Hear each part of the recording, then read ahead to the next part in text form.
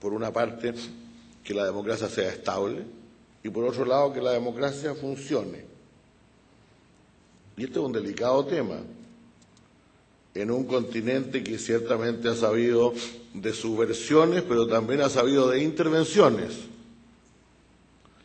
y donde no es fácil, por lo tanto, hablar como se habló o como hablamos un poco ligeramente de la necesidad de monitorear o supervisar la democracia, evocando con eso los peores temores de algunos que piensan que finalmente quien va a monitorear y a supervisar es solamente quien tiene poder para hacerlo, y que estamos planteando otra forma de intervención.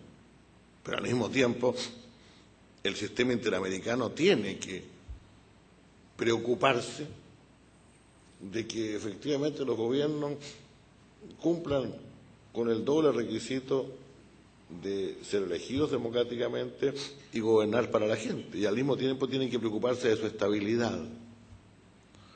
Ahora, nosotros tenemos una gran ventaja a la cual me refería al comienzo, que es este documento suscrito en Lima en el año 2001, la Carta Democrática Interamericana. Un documento muy mencionado y a veces poco conocido, porque parece, cuando la gente lo menciona y cuando se discute sobre él y cuando se conversa sobre él, que tuviera 4 artículos nomás, que son los 4 artículos que dicen qué se hace en caso de crisis.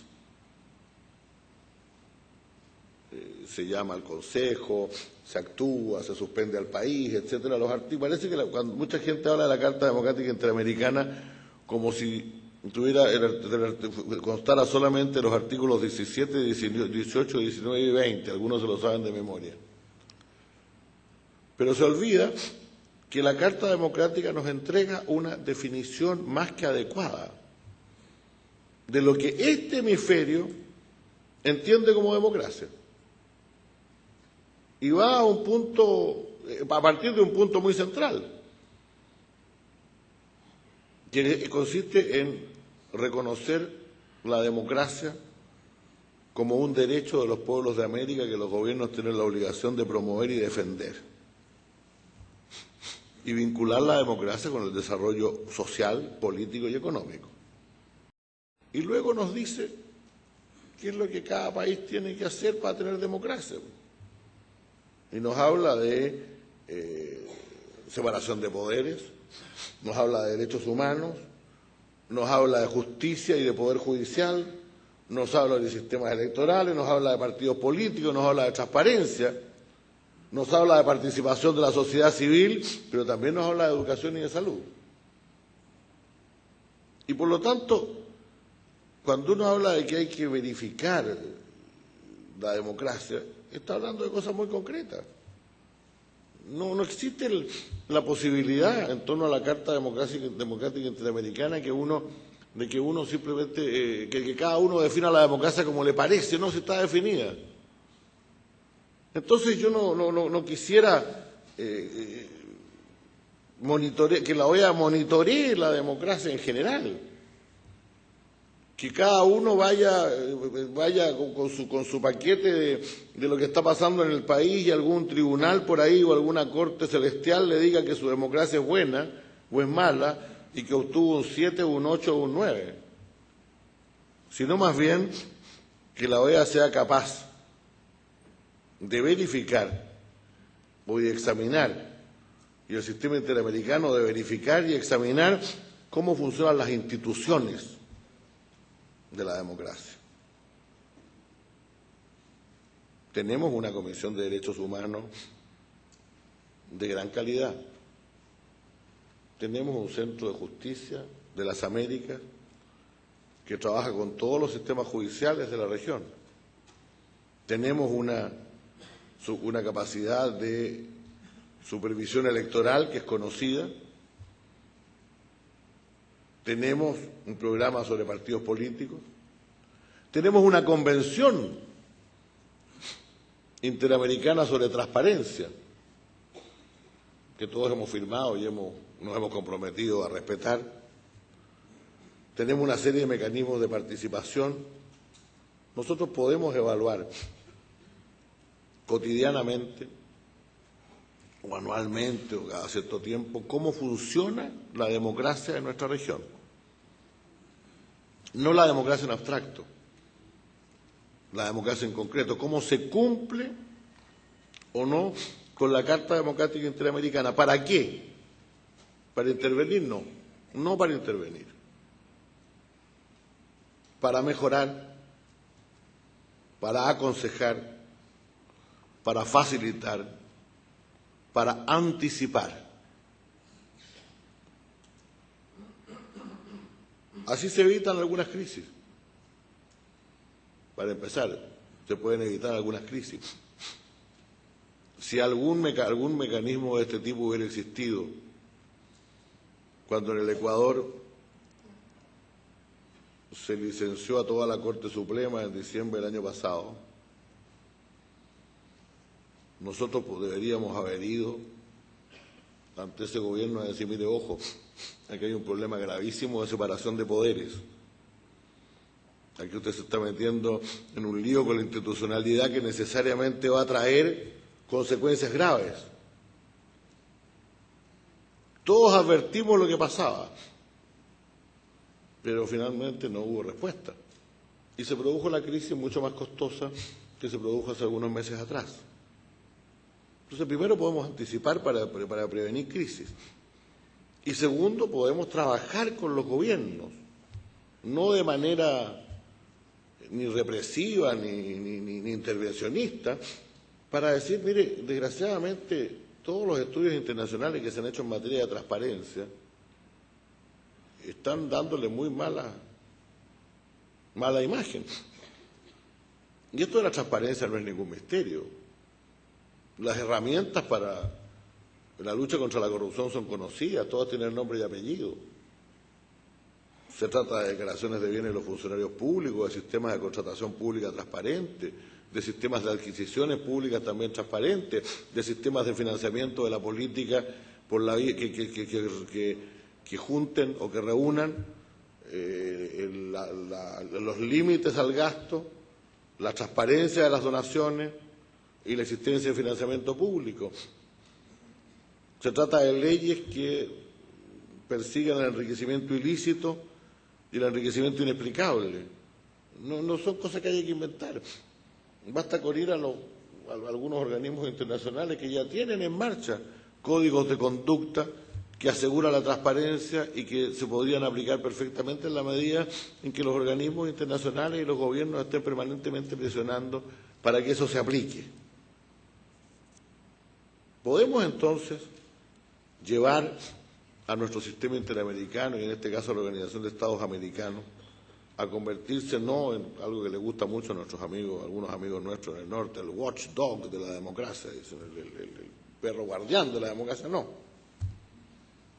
El consejero de la democracia, el asesor de la democracia, el facilitador de la democracia, el asesor de los gobiernos, de manera que podamos ir cumpliendo mejor con nuestras tareas y con nuestra actividad y podamos, por lo tanto, facilitarle o hacer a nuestra gente mucho más cercana al sistema democrático de lo que es. Hay otras áreas en las cuales el mismo acercamiento es posible. Nosotros hablamos en la Organización de Estados Americanos y en el sistema mucho de seguridad, pero la seguridad por lo general la referimos a las amenazas terroristas, a las amenazas subversivas, etcétera, y no a la vida cotidiana de la gente. En la vida cotidiana de la gente, los temas del delito, del crimen, del mal funcionamiento en general de los cuerpos policiales en muchos países de nuestro continente, tienen mucho más relevancia para los ciudadanos.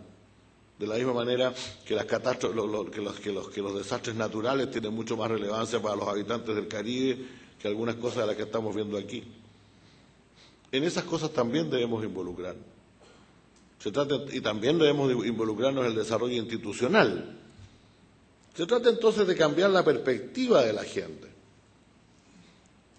de cambiar el perfil de la agenda que seguimos para involucrarnos mucho más en lo que las personas necesitan en nuestra región. Yo quiero concluir diciendo que yo no creo en las intervenciones. Nunca las intervenciones, ni la presión, ni la imposición han traído en nuestro hemisferio resultados benéficos. Yo creo en la razón y en el consenso. Y yo creo que con el apoyo de los gobiernos, de los países que son los dueños del sistema, podemos hacer de nuestra Organización de Estados Americanos un instrumento eficiente, más cercano y más útil para todos nuestros ciudadanos. Muchas gracias.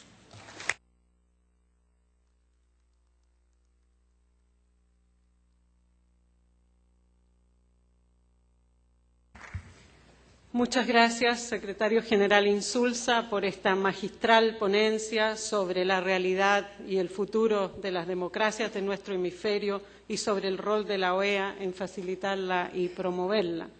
Para comentar sobre esta excelente ponencia, tenemos con nosotros a tres distinguidos panelistas, como son José Antonio García Belaúnde, Michael Shifter y Rafael Roncayolo.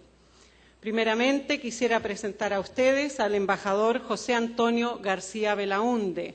El embajador ha sido un diplomático peruano, licenciado en Relaciones Internacionales, con estudios universitarios en la Universidad Católica del Perú, en la Academia Diplomática del Perú y en la Universidad de Oxford de Inglaterra. Él trabajó en las embajadas de Perú en Naciones Unidas, en Nueva York, Francia, México, España, Ecuador, Estados Unidos de América. Fue embajador del Perú ante Al-Adi, director general de Negociaciones Internacionales del Ministerio de Economía, Finanzas y Comercio, subsecretario de Asuntos Económicos e Integración del Ministerio de Relaciones Exteriores de Perú y jefe del gabinete técnico del canciller Carlos García Bedoya. También fue asesor del secretario general de la Comunidad Andina. El embajador García es profesor de la Academia Diplomática del Perú, ha sido conferencista, fue coordinador de la Maestría de Relaciones Internacionales y profesor en la Universidad San Martín de Porres, miembro de la Sociedad Peruana de Derecho Internacional y del Centro Peruano de Relaciones Internacionales. Ha escrito sobre política exterior, sobre integración fronteriza, derechos humanos y tiene artículos en varias revistas peruanas e internacionales. Dejo con ustedes al embajador Antonio García. Muchas gracias. Espero que no me descuenten de mi tiempo su presentación. Muy amable. Cuando el secretario general de la OEA hacía esta brillante y muy reflexiva intervención, yo me imaginaba que a él, recién llegado a la organización, se le presenta un dilema, y es el dilema de ¿qué voy a hacer? Porque una organización como la OEA, que no difiere de muchas otras, tiene una agenda que, como dicen los diplomáticos, es una lista de lavandería. Y claro, con una agenda de una lista de lavandería, si se quiere hacer todo, al final no se hace nada. Y me parece que al secretario general de la OEA, cuando nos ha hablado de ciertas cosas muy puntuales, de alguna medida, siento que nos ha dicho que él también tiene su propia agenda. Yo creo que eso es importante, que él también tenga su propia agenda, que es una agenda que prioriza temas, que no es una agenda en donde vamos a, o él va a simplemente asumir cada una de las iniciativas, y son 34 países con demasiada imaginación para tener iniciativas.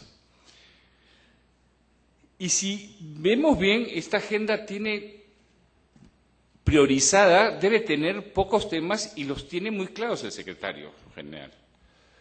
Un tema hace a la gobernabilidad, evidentemente. Otro tema hace a la lucha contra las drogas. Otro tema hace al desarrollo económico de nuestros países. La gobernabilidad y la democracia.